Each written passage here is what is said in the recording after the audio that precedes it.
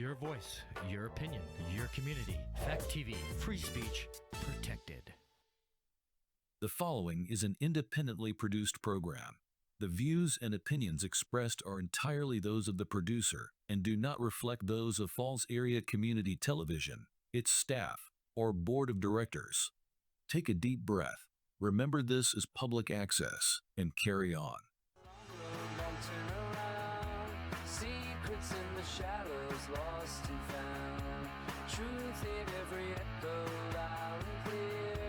Keep on with the long road, no more fear. In the halls of power, whispers grow. Every secret cut beneath the undertone. Honor stories hidden in the glass. On this long road, in the truth we just.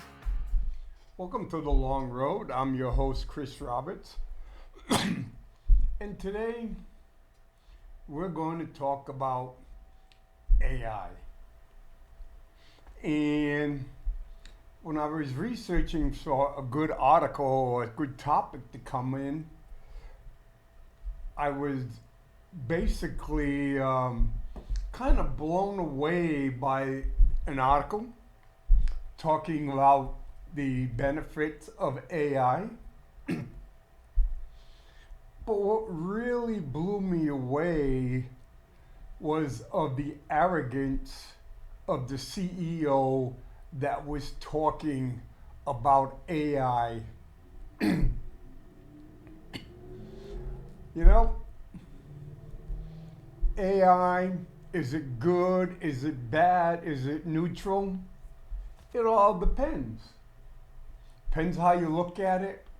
And like any new technology, part of it is, does man use it for the better good, or does man use it for ultimate greed?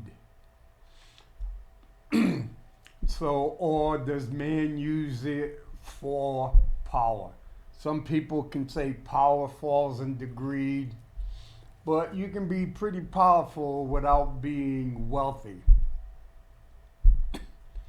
Adolf Hitler, Mussolini, Napoleon, none of them were extremely wealthy men for their times, but for a short period of time, they had power. Okay, let's look at AI. Okay. Where can AI be useful? Wait a minute. I can do blood tests. I can do genome. I can do all genetic testing. And the power of AI may come down and say, well, Mr. Roberts, based on your genes, your exposure, and things like this, you can have 72.3% chance of getting prostate cancer. So we would recommend that you get your first PSA at age 40. Why? Oh, if we get early prostate cancer, it's over 95% curable. Or it can say, Mr. Jones, your father died of colon cancer at age 33. For the longest time, doctors said colon cancer had nothing to do with genetics. Well, based on a lot of research and things what AI can give, it is determined that genetics plays a big part in colon cancer. So instead of waiting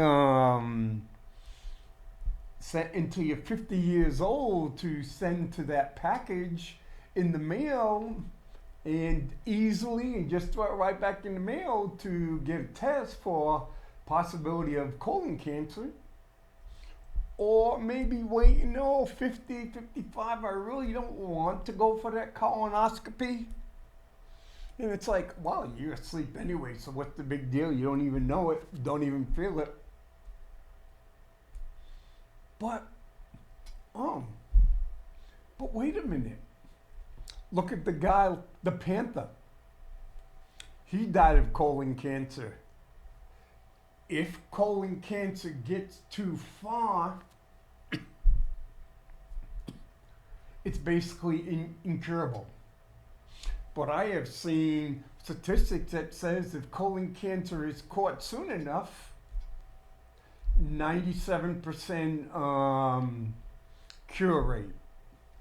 So AI can do that. It can save lives. It can do quality of life. Okay? I'm a teacher. I have 30 kids in my class. I don't have one class. I have 30 different individuals. 30, they come from 30 different families. And so that means that 60, if all the parents are there, you have 60 parents with different levels of intelligence, different levels of education, depending on do you have computers at home? Do you have the internet? What do you have? All this other kind of stuff. Do you have access to tutors? Do you have the ability to go on vacation and all that kind of stuff? Nope, you have 30 classes, 30 individual students with 30 different levels, starting points, 30 different ways to be educated, 30 different levels of where they're going to run into a roadblock. You can go and say as a teacher, this is where I can use AI and I can find out right off the bat where every one of my students are. I can set assignments based on where they are. No longer do I go, well, I'm not going to worry about those bottom 5. I'm going to give them lip service because they'll hold back the other students. And the top 5 parents, they'll come in and complain because Johnny and Susie are not being challenged enough. So if we use the power of computers, we use the power of AI, then we are creating individual lesson plans for all 30 students. And as the student progresses, the lesson plan keeps evolving and evolving and evolving. So no longer would be, student number 5, as soon as you get to page 26, you ought to stop. But teacher, what am I supposed to do? Well, we gotta wait until student number 30 gets to page 10. Once they get to page 10, you can move forward. But teacher, I'm doing 10 pages a day. That individual is doing 1 or 2 pages a week. So sad, too bad. So now, if I'm doing 10 pages a week and we've used AI with teaching, then AI can continually make sure I am being educationally challenged so I can meet my need of 10 pages a day. My level of education would not be held back based on the classroom average. Yes, the goal of competency is everybody needs to meet these 50 objectives. If you meet these 50 objectives, that means you pass. It's kind of like in the military now. They don't worry too much about grades. Is go, no go. As soon as you get to the level, If you can pass it, you go to the next level. So there is no limit. So if I want to go in, if I can pass all those in the next 10 days, I'm rewarded for doing those for the next 10 days. I may get promoted earlier. I may go to a better school, get a better assignment. And I'm not angry at people that quote unquote were holding me back under the old or current system. So that's one of the things AI can work. Or AI can control the signal lights. So if they're controlling the signal lights in a certain way, chances of you getting backed up at a light would be limited. Because they can go, hey, if we allow 10 cars go here, then 10 cars go there, everything is kind of running smoothly. Bingo. AI can do a lot of those. But AI can be quite deadly. The Pentagon wants to replace a lot of battlefield decision making based on AI. Well, the good thing about that is if AI makes a mistake, no one has to take responsibility. Well, as if not too many senior officers take much responsibility now. So, but let's go to the business side. Before I go to the business side, like DeepSeek, the one from China,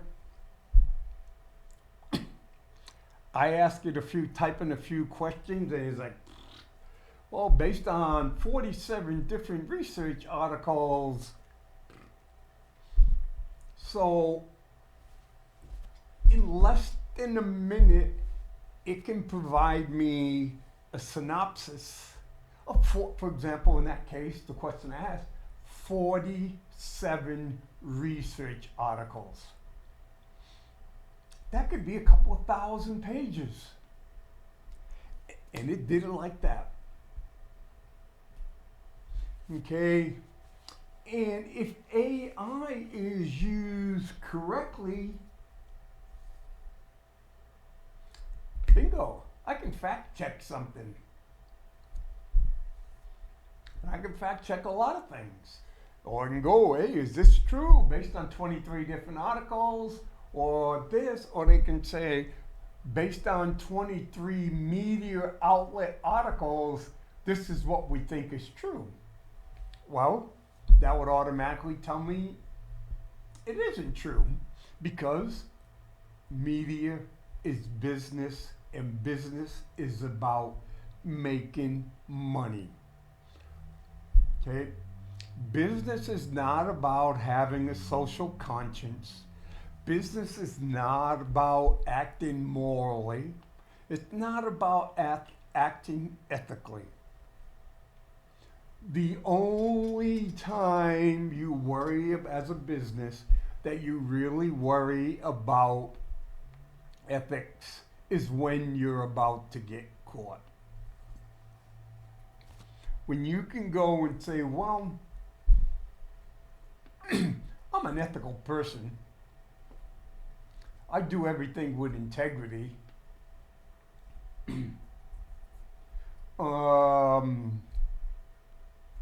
But wait a minute, didn't you just have a deal that you did this work, but you had the guy pay you in cash? Did you put that on your income tax?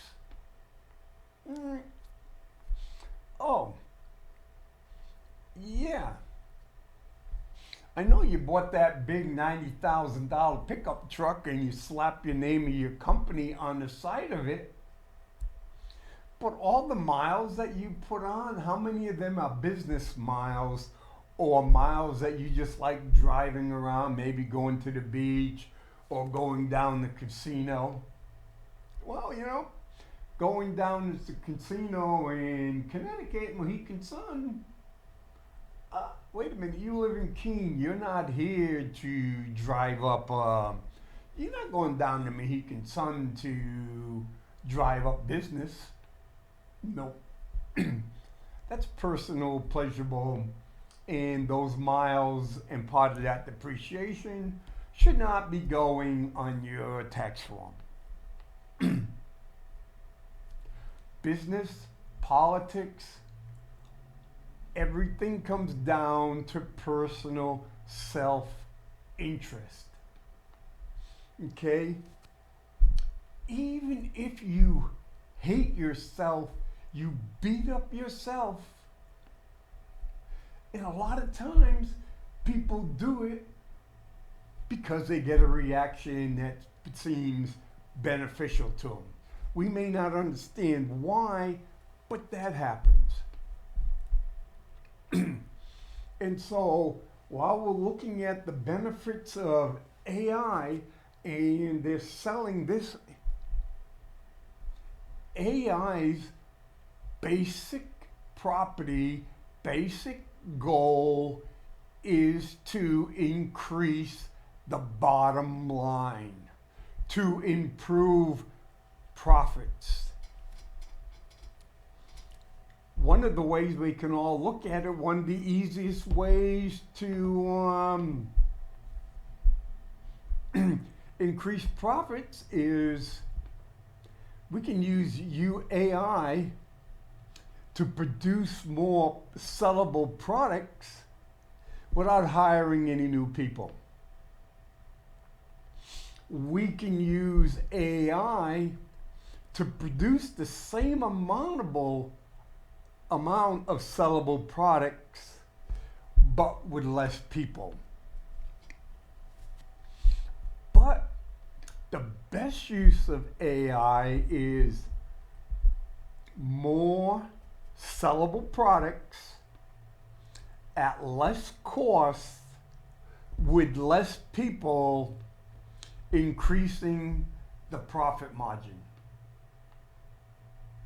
And so the funny part about AI and new technologies always invite their own death through their front door. When engineers and everything came up with these great ideas to, we have too many workers working in the auto manufacturing plants. We have too many people working in the steel mills. What's what we can do? We have too many people working in the mines. Let's come up with automation. So they came up with automation. And so the engineers who are designing this stuff, who cares? I don't care. Hey, I don't know anybody that works in the automobile industry. Hey, those people, they don't even have college degrees. A bunch of them don't even have high school diplomas. And look at all the money they're making. Yes, let the robots replace them.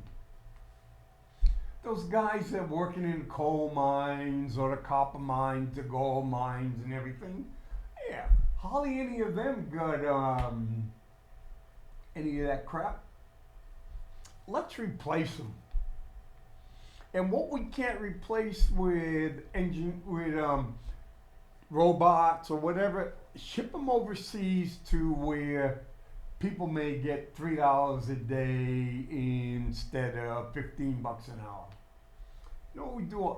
Because none of that affects us. Who cares about those blue collar workers? None of that affects us. We're up here. We're the educated ones. We're the white collar ones. We're the ones who have the homes with the picket fence and our kids go to good schools and going to go to good college. And then what happens?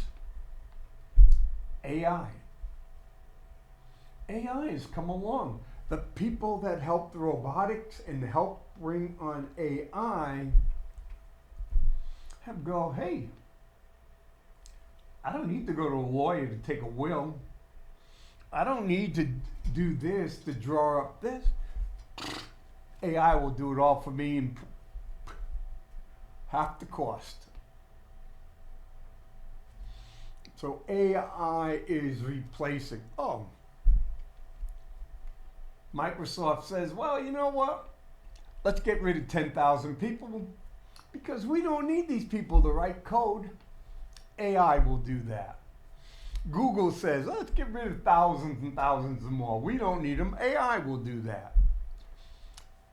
The Pentagon, Doge, federal government says, hey, we need AI because if we can use AI, we can get rid of hundreds of thousands of federal workers. Okay. The major goal with people of AI is to eliminate basically white collar workers. The blue collar has basically been wiped out, and now the white collar AI is coming for you. And we, the regular people, we can go, oh, AI is not really going to affect us. Are you sure? Does AI affect you right now? You go, oh, no, not really. Well, you ever hear the word personalized pricing? Well, ever since we were little kids, we go into the store, whether we go into Walmart or we go to Hannaford's or we go to the counter store or we go to Cumberland Farms or we go to the farmer's market and stuff. It has a price on it. We know what it cost. We decide if we want to buy it or not. Or we go and say, well, brand X is too expensive. But brand Y is basically the same thing and it costs less. Or Del Monte corn is $2 a can, but Walmart corn is $1.50 a can. But if I go Mr. G's, Del Monte corn is $1 a can. And if I do a little research, I find out that Walmart corn is made by Del Monte. And the reason Del Monte sells it so much cheaper to Walmart, because Walmart may go and say, you know what, I'm going to buy 200,000 cases. Hey, no marketing, no storage fees, no nothing.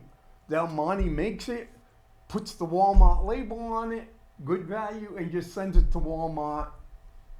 And that's a guaranteed sale with a guaranteed profit margin. But it's like, oh man, it's got Best Buy. So the Best Buy date is coming up. And it only has like 3 or 4 months left. So it's picked off the shelf and it goes to a reseller, and the reseller, like Mr. G, will go to Mr. G's, other places will go to the reseller and they'll buy this. You know, it might be a little dent close to the Best Buy date. And the Best Buy date is made up anyway. It's a way to get people to buy things quick and to get people to throw out things that they haven't used. Even thought a can of corn may be good for 25 years as long as the pop doesn't pop up. Well, that isn't good enough for our businesses nowadays.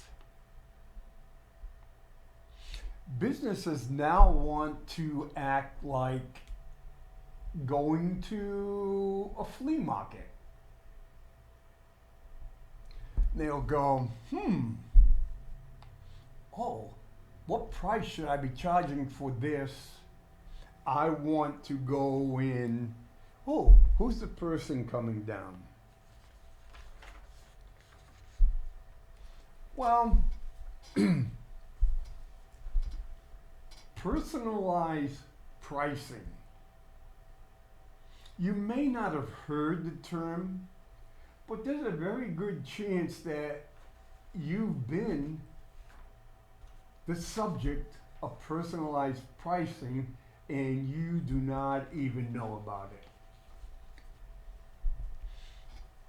Yesterday in Fortune magazine, you know those magazines or like CNBC website or whatever where you go and you see people goes, I'm 65 years old and I have $1.5 million in my IRA. Is that enough money to live on? Is that enough money to retire on? I've got $2 million. I don't know if I can live on retire on $2.5 million. And I only have $150,000 coming in from my investments. You know, the type of magazine, the type of group that people have no frame of reference what the average American or below average American financially goes through every single day, to go in and say, to have the audacity saying, hey, I don't know if I can retire on $2.5 million. Well,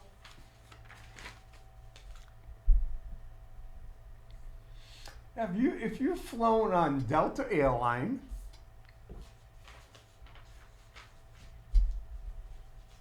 okay,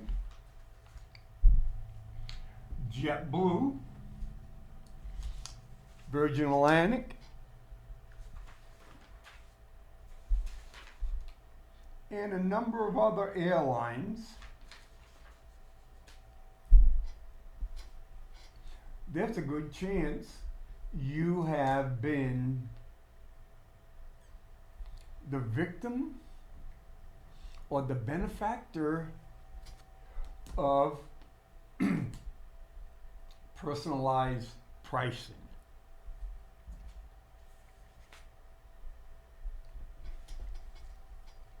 Delta Airline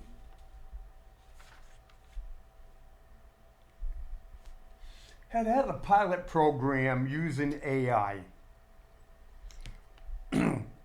They call it individual pricing use AI. Delta's, in the end of the year, they want to bring it to 20%, and then up. Their goal is 100%.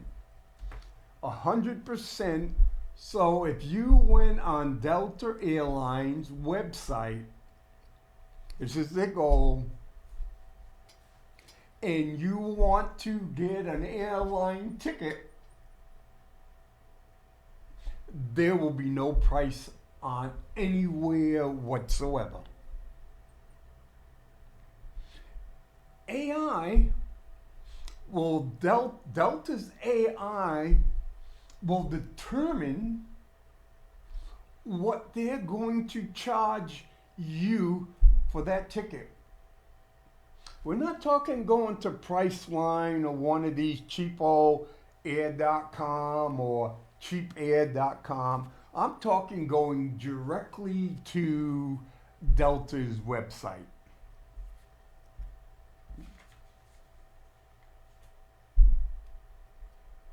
The pilot program, which used AI for 3% of the fares, has so far been amazingly favorable, the airline says. Oh, favorable to who? Oh, it's increased Delta's revenue and it's increased Delta's profit. Fresh off a victory lap at better than expected earning returns, Delta Airline is leaning into AI as a way to boost its profit margins further by maximizing what individual passengers pay for fares. Get that. Maximizing what individual passengers pay for fares. So, like I said, it's not like Priceline or these. What it's like, Delta Airline has 40 equivalent seats. Okay, so right now, Delta Airline may say these 40 equivalent seats on this flight, this time, this day, flight number, cost $375. So, if 40 of us, say within a half, all get on the website, we go on the website at the same time asking to purchase tickets on those seats, under individual passenger fares into individual pricing using AI, Delta Airline could charge 40 of us a totally different price that no one of us would ever pay the same. And this is all based on us getting online the exact same time and going in and ordering the seat. No person could do that, but AI is going to do that.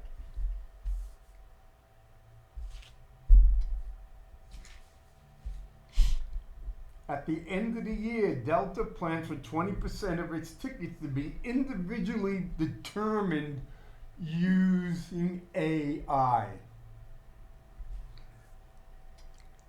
And this is again where it's play on words. 20% of its ticket price to be individually determined using AI. Now, what it's saying is what you pay will be based on you individually. You go, what? President Jean told investors last week currently about 3% of the airline flight prices are AI determined, tripled the portion from 9 months ago. Over time, the goal is to do away with static pricing altogether, the CEO explained.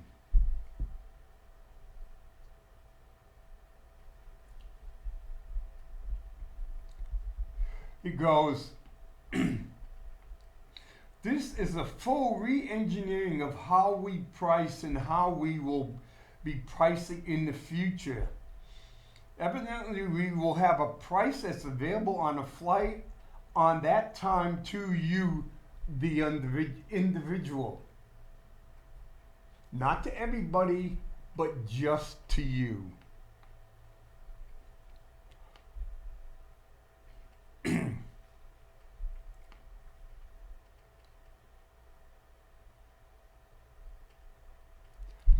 Personalized pricing has been an airline goal for the past decade and a half.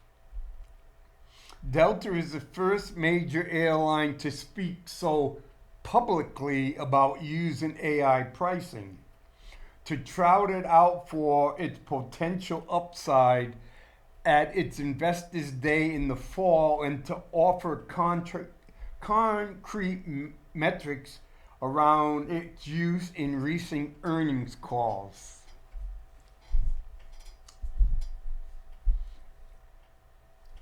Delta doesn't care. It's not worrying about any pushback.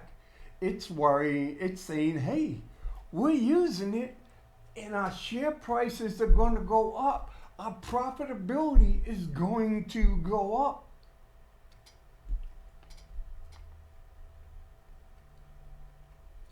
Okay? So if I go to Delta to the website, I directly interact with AI. So that means a lot of people who work for Delta will either become unemployed, retired, or have to find work other places.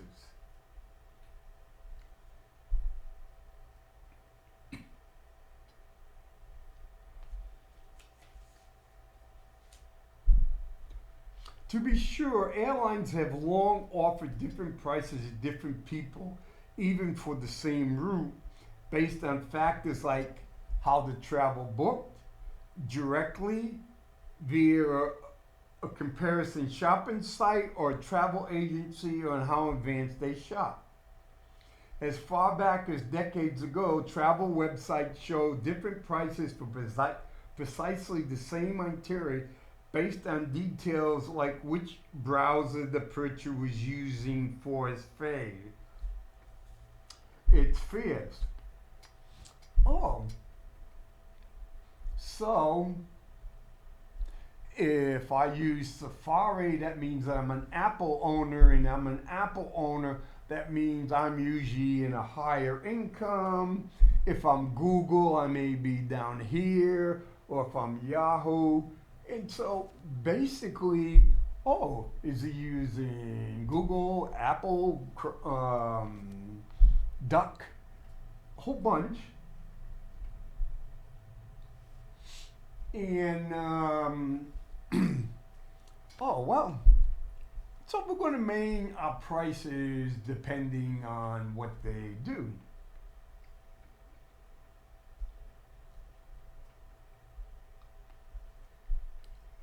And as one privacy says,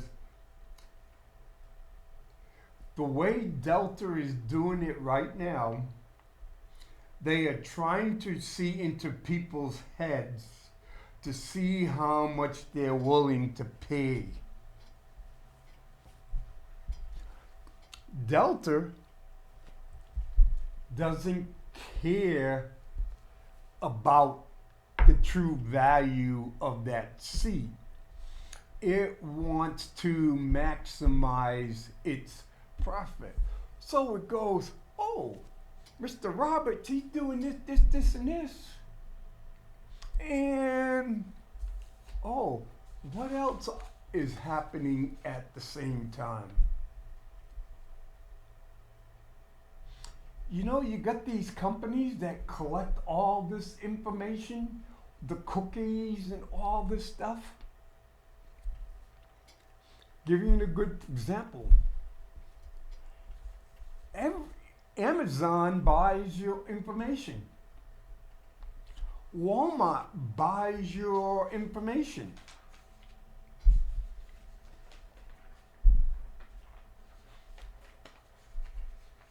Okay. So, for example,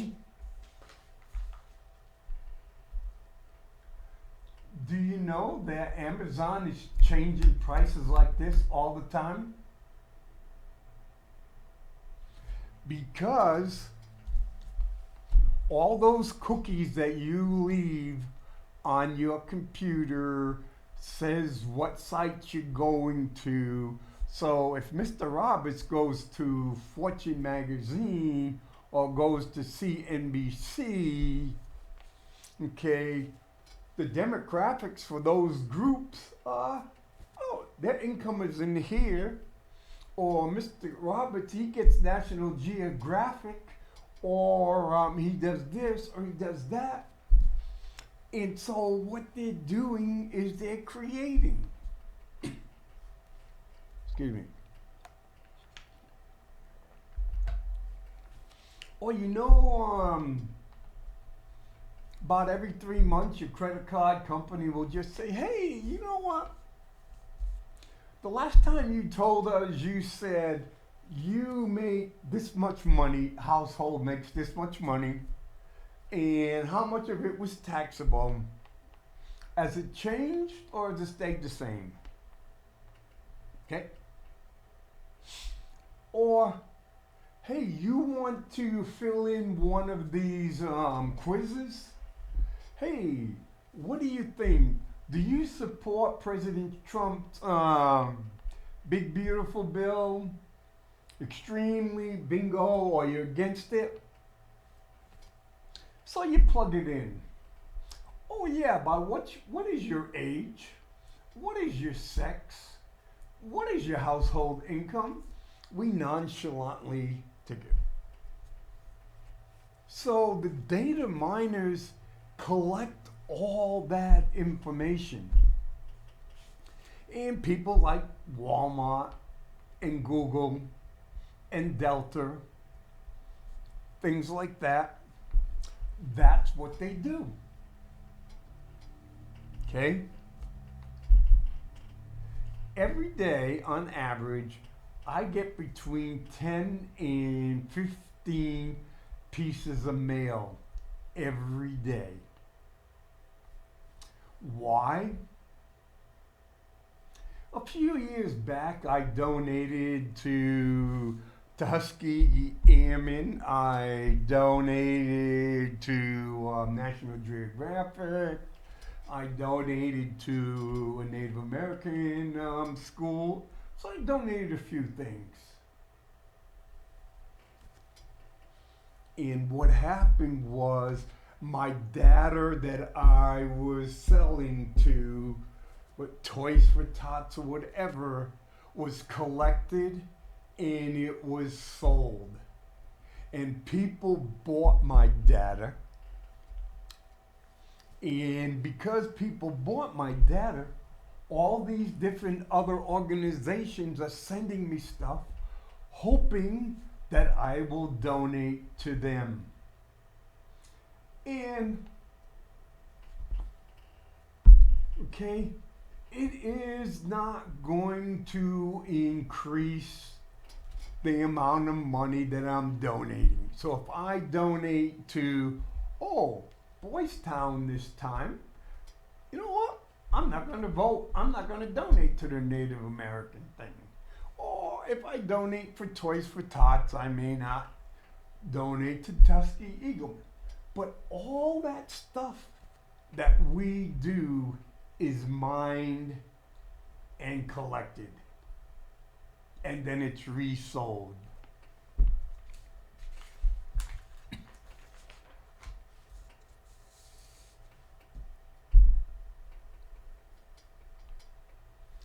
And, okay.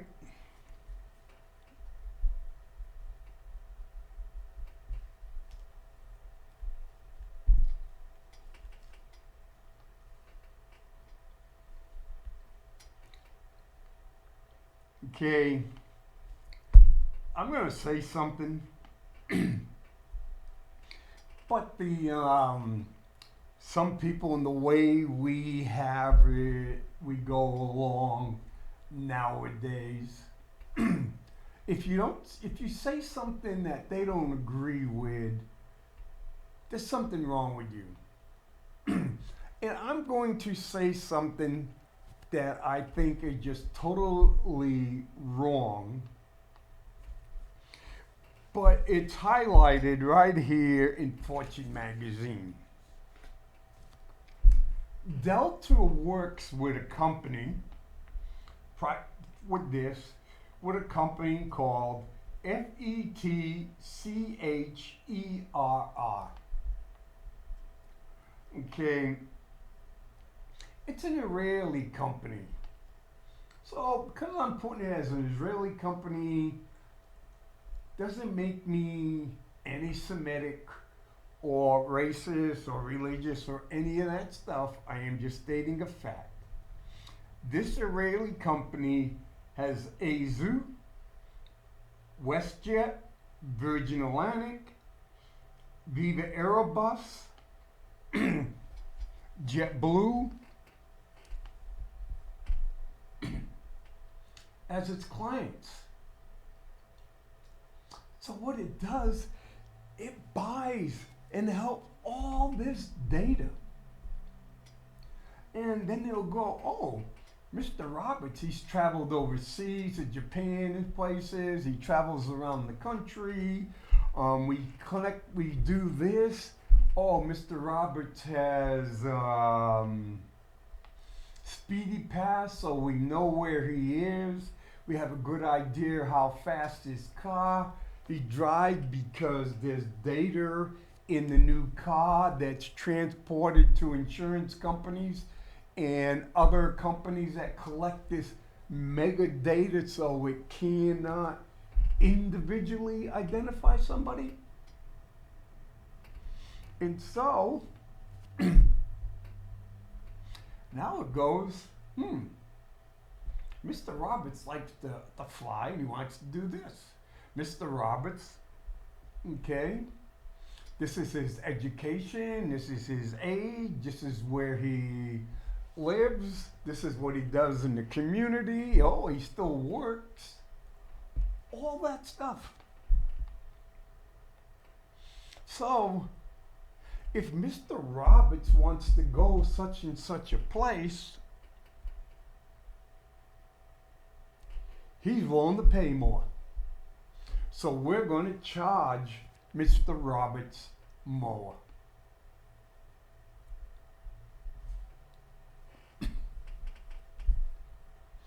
Go now. Well, the federal government is going out and asking for voter rolls. It's asking about a whole bunch of different stuff. The Social Security stuff is not as private as it used to be anymore.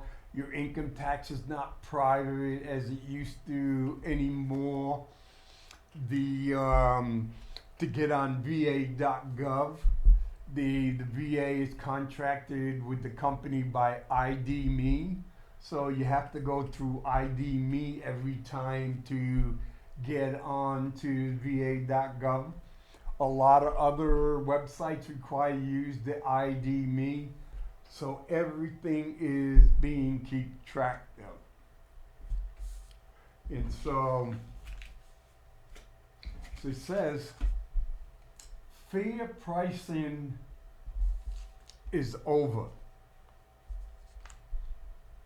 If you really want to dig down into it, go to Yale Insights, which is insights.com.yale, YALE.com.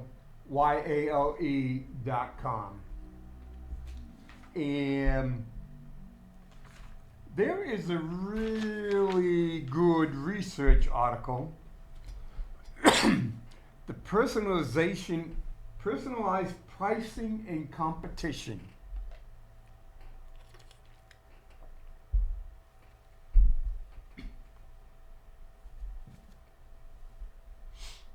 Online retailers, this is what it says, quoting the professor of economics at Yale, who is the researcher.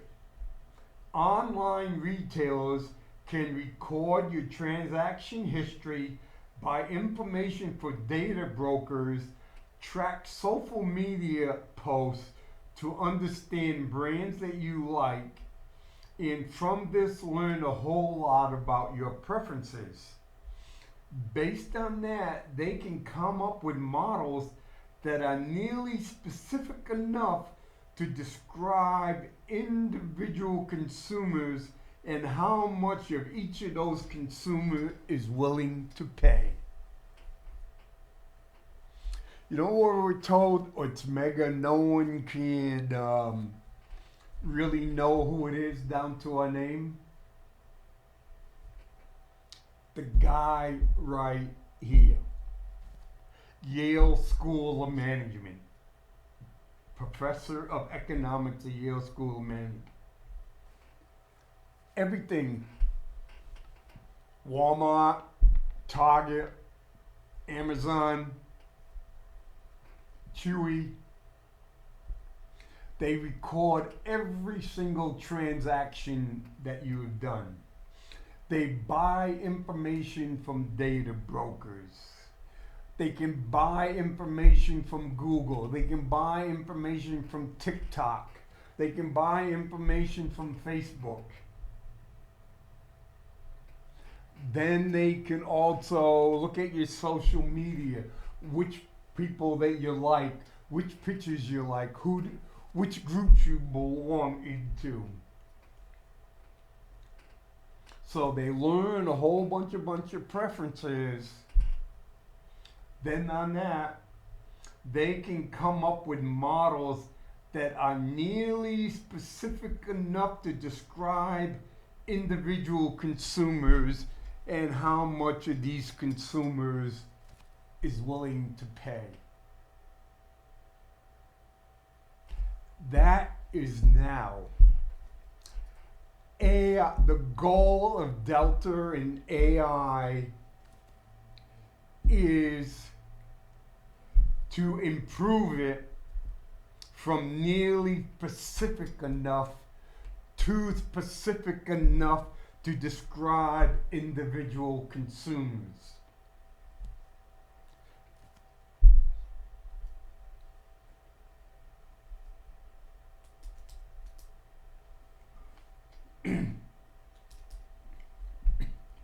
Consumer welfare is hurt by personalized pricing.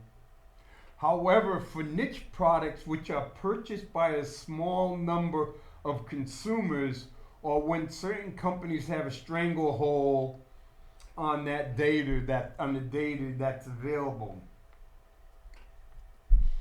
these results construct the bridge between two long-time economic theories.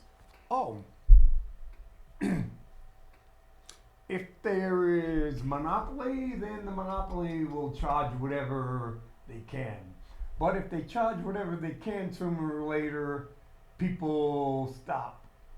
Or there's two people and there's a gap, okay? The price changes to keep their market share stays the same, so they keep the same profit margin.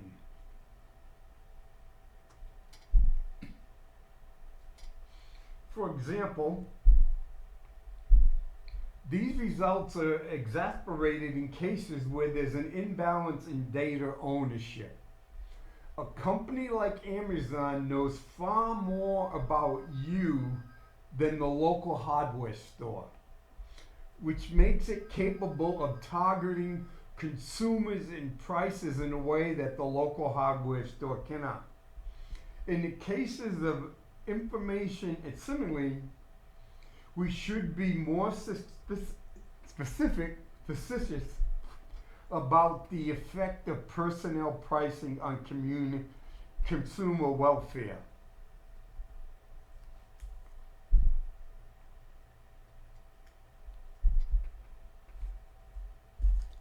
And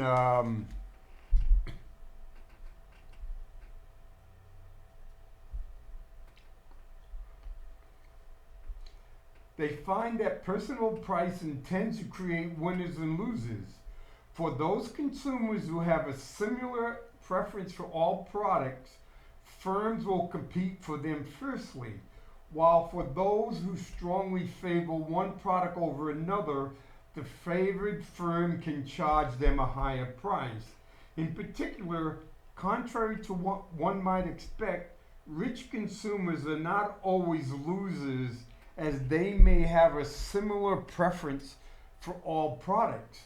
They may also find that personalized pricing benefits consumers on an average in market with high coverage. That is, markets in which most people buy the product, especially for the product that are relatively inexpensive to produce. In contrast, for products that are expensive to produce and to purchase by relatively few consumers, personalized pricing harms consumers on an average. For example, the following hypothetical to illustrate why this is the case. Assume a certain widget in a high coverage cost area costs $4 to produce. A consumer is willing to pay $10 for a version of the widget from firm A, and $6 for a widget from firm B, a difference of $4. If firm B knows this, it will lower its price near the cost of production in order to get the consumer's business. Because the difference in the consumer's willingness is to pay 4, firm A will lower its price to 8 in order to remain competitive. Regardless of which company you choose, the consumer can be better off in this case when there is no personalized pricing. The outcomes start to shift, however, as the cost of production creeps up. If, for instance, the cost of manufacturing widgets at $7, firm B cannot lower its prices far enough to attract consumer described above, as they aren't willing to pay more than $6 for the widget, so firm A can charge the full price of $10. Okay, so what it comes down to is use a VPN. Clean your browser all the time. And do not use the same thing over and over again. Do not answer all these stupid quizzes at the bottom of the page, of the web page, because they're not for your opinion, they're there for your personal information, and we'll be paying for that.